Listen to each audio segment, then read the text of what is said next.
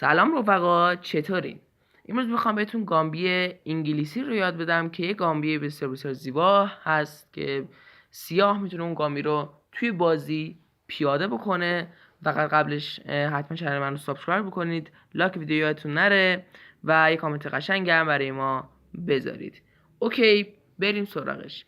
من توی ریلچیز هستم الان و متاسفانه نتونستم این سفر رو برگردونم و خودم رو سیاه بکنم که طبیعی تر جلوه کنه، که خب ایراد نداره، ما با سفید میریم جلو.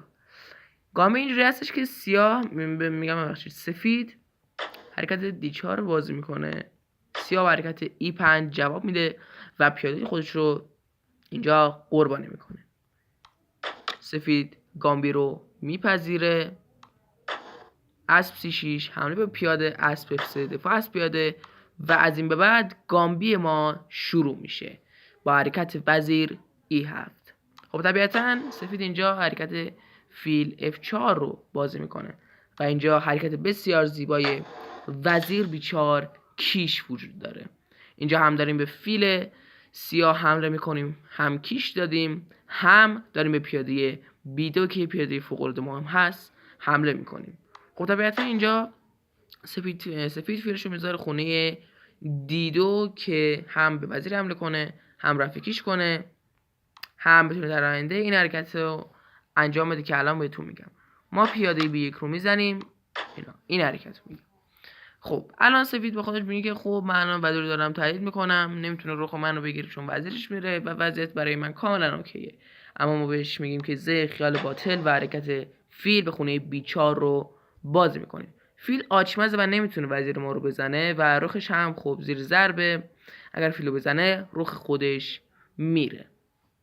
در نتیجه اینجا سفید حرکت وزیر D2 رو بازی میکنه، فیلا رو تعویض میکنیم و اینجا سیاه کاملا برنده است با حرکت بسیار زیبای وزیر C2 وزیر C1 کیش و مات. اما دوستان یک موقعیتی هست که من باید اونو برای شما توضیح بدم. یه لحظه صبر کنید. اوکی، توی این وضعیت سفید میتونه که به جای حرکت فیل C3 حرکت اسب C3 رو بازی بکنه که اینجا تقریبا گامبی ما رو خونسا میکنه. اما ما همواره میتونیم که گوشه خودمون رو ادامه بدیم. فیلمون رو هم هنوز میتونیم بذاریم خونه B4 و گوشه خودمون رو تکمیل کنیم و قلعه بریم و این حرکاتی که دیگه همتون بلدین.